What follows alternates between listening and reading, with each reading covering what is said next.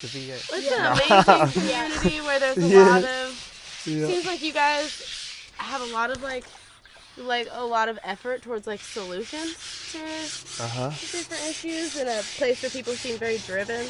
Yeah, and a little background, like our program is like solutions journalism in New Zealand, and we're focusing on Maori communities. Right, cool. So, yeah, kind of this is fit, and it did. Talking with a lot of people. Yeah. I'm sure that he's a big part of the reason also why we're in Raglan. So I done Tiaki's moko on his arm. I also do I work in different mediums as well. He was talking about you, because we were mentioning that we wanted to talk to a tattoo artist, because a lot of us are really interested in that. And he was talking about how you were like the best tattoo artist that he knew, and how like, you'd be the person. That's funny. Yeah, so when I attended that school in Turanga in Gisborne, they offer different mediums. So, you know, painting, ceramics, weaving, sculpture, stone carving, it's just like the Māori art school to attend. It's really renowned for. Did you get into art majorly because of your culture? Pretty much, yeah. I was like influenced when I was at school.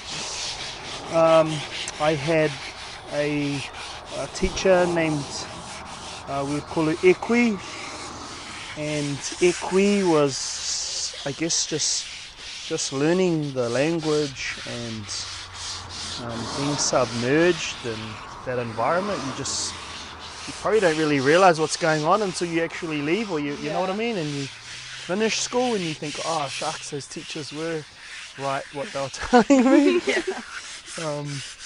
So I attended that school, and it was there that I learnt, managed to experience some different mediums, and then thought I would return home. And my village isn't too far from here. It's about a minute drive down the road. And that's looking good. Yeah. And then so you can see it's all slowly, all the scratches are all coming up. Yeah. Wicked. You want to switch off? If you want to. Yeah, can we switch real quick? Yeah. I'm fine. And basically, like, I was staying down in my village and coming past this particular place, which this used to be a home kill. So for like a home kill, butchering meats. Okay. And it was kind of vacant for like 20 years. And it was just full of grass, and I just seen the potential in it being an art studio next to the side of the road. And thought, that's me. If you do a lot of different arts, then is this a studio where you do like all of your art forms? Yeah, that's exactly. So I have a moko space, which is I do all my tattooing from that moko space, which is out the back. All my sculpting I seem to be doing out the front here. Just for now, until I'm going to switch spaces. So I'm looking at doing my moko all out the right, pretty much right here. I'm going to get a really big room, and it'll go right here, and I'll do all my tattooing from here, and then all of this kind of dirty, dusty work would be done out the back. Is it a big transition for you between like tattooing and carving? Yeah, it's got its differences, because as you can probably tell, this is just real. This is the enjoyable part. Is you have more of a, I guess, an interaction with the stone, because you get to see all of its grain and its minerals. Where when you're just blocking out, it's more physical. So when you get to this point, it's really enjoyable and therapeutic in ways, but it's really quiet and lonely at the same time. It's just you, as opposed to tattooing. You're working with people's energies,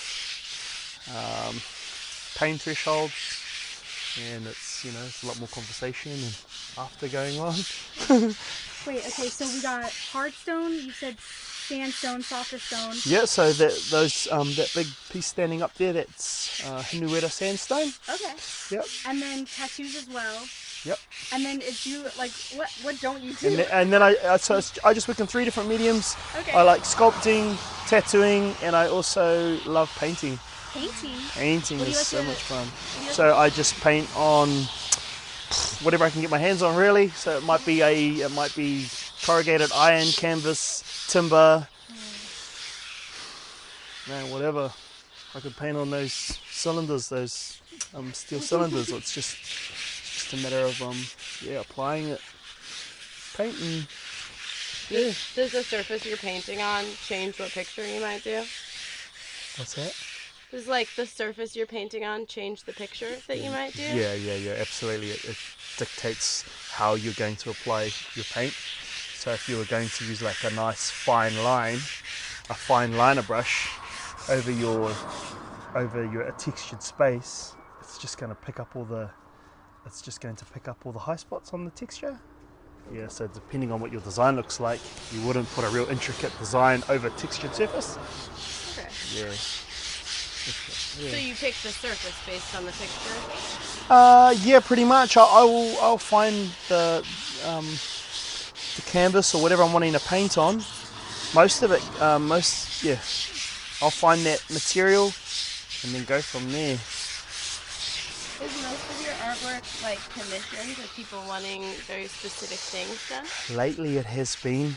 It's really difficult because you start off creating your artwork with nobody really interested in wanting to buy it or even interested in your artwork, and then all of a sudden people are now interested in your artwork, and you go from your own creative space to now having to create things that people specifically want. And I'm in this space at the moment where people are commissioning me. They want this and they want that, and people are just difficult. You know, you need to, as an artist, I think we all try and get to a space where we can just create whatever we want, and it'll sell regardless because of who you are. But now, yeah, I'm getting commission work, and it's wicked because it's I'm paying bills and making a living off what I do. But at the same time, there's ideas that come to me that I can see pieces around here that are looking at me right now that are on the back burner because this is priority, and then the net's priority, and that piece over there is priority, and that's just sitting there until that time comes around, which is very rarely now because I'm so busy. Yeah. Do you have any favorite kind of like commission stuff, or will you take like any commission, or are there sometimes where you're like, no, I'm not gonna do that? That does tend to happen, especially when people, like they'll want something and they'll only have a real small budget, and it's just like you have to take into consideration just the time it takes to create that. Like 21st keys are a classic example. People want to, like, especially in this particular country, the going rate for a 21st tonga is $500, and mostly it's a carved weaponry or something carved, which is really time consuming. But man, it's just too hard now. It's just the You just don't understand. yeah. So that can sometimes dictate what you're going to work on, and yeah. See, a classic example is my father-in-law wanted this to be granite. So all our granite comes from China and India. Just for a block of granite this size was going to cost around $4,500 imported. So straight away it kind of gives you an idea of we want granite, but okay, cool, that's going to cost $400. Oh, what? And that plan changes. Yeah. So yeah. What about like How's that looking and feeling? I don't know, what do you think? You're the expert. Yeah, it's looking good. So cool. It's looking good. So if you feel it, you can feel it's nice and smooth up here where you've been rubbing. And if you move your hand down a little bit down below, you'll feel the change. You'll feel the difference. Oh yeah. Okay. Feel that? So That's cool. so So cool. now Focus you just had down to just keep working the bottom, and then all the way around. Again with and then even Pass me your feel along here. Feel along there. You can feel how coarse that is. Okay. So all of that edge, this edge here, up, all needs to also be rubbed. So you can feel it's not too bad here, but just down there it's quite coarse. Yeah. That's cool, it's looking good. Even, yeah, wicked, that's looking very nice. So rather than rubbing the same area, what you need to be mindful of is just where you're rubbing, because you're going to be rubbing this area and it's already smooth. Okay. Yeah, so just keep feeling your work. Just keep looking at your stone, and you can see all of those need to come out. You can see all the imperfections here, here. Other than that, that's looking really cool.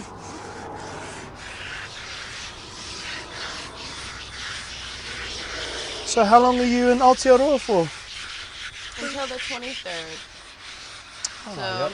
less than a And week left. then how long are you in Raglan for? For the rest of our time here. Yeah, I think we're gonna be here That's cool. in Raglan the whole time. We're staying in a couple different spots in Raglan, but So what have you been doing since you've been here? well, we met Lisa. Do you guys remember her last name? She's a councilwoman. Oh, Thompson.